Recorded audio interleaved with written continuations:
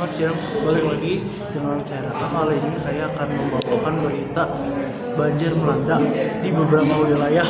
Warga diminta tetap waspada. Hujan deras yang mengguyur sejak malam hari menyebabkan beberapa wilayah mengalami banjir. Pada Senin 20 April, intensitas hujan yang tinggi dalam waktu cukup lama membuat debit air meningkat secara signifikan sehingga sejumlah daerah tidak mampu menampung aliran air dengan baik. Akhirnya banjir mulai terjadi dan merendam pemukiman warga di berbagai titik. Air mulai menggenangi rumah-rumah warga sejak dini hari dengan ketinggian mencapai 30 hingga 70 cm. Bahkan di beberapa tempat lebih tinggi. Kondisi ini menyebabkan aktivitas masyarakat terganggu seperti kegiatan bekerja, bersekolah, dan aktivitas ekonomi lainnya. Sejumlah warga terpaksa mengungsi ke tempat yang lebih aman karena rumah mereka tidak dapat ditempati sementara waktu. Barang-barang berharga pun banyak yang harus diamankan karena agar tidak rusak akibat terendam air.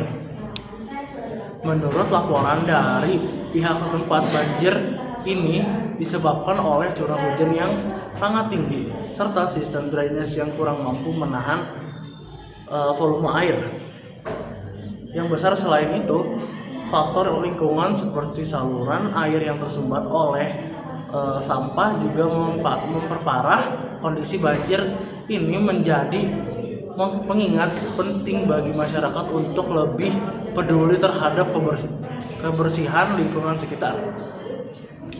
Petugas gabungan dari berbagai intensitas langsung turun ke lapangan untuk membantu proses evakuasi warga, terutama kelompok rentan seperti anak-anak dan lansia.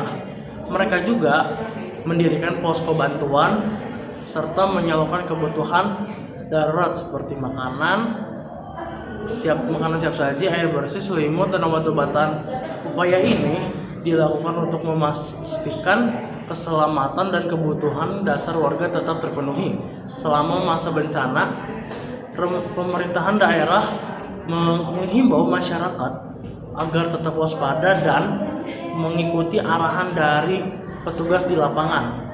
Warga juga diminta untuk segera melapor jika mengalami kondisi darurat atau membutuhkan bantuan. Selain itu, masyarakat diingatkan untuk tidak membuang sampah sembarangan serta menjaga kebersihan saluran air agar kejadian serupa dapat diminimalisir di masa akan datang.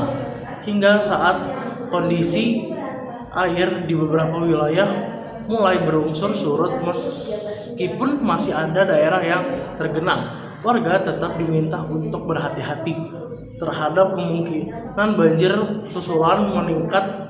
Kondisi cuaca yang masih belum stabil, pemerintah berencana melakukan evaluasi serta memperbaikan infrastruktur termasuk normalisasi saluran air sebagai langkah antisipasi agar kejadian banjir tidak terulang kembali di kemudian hari.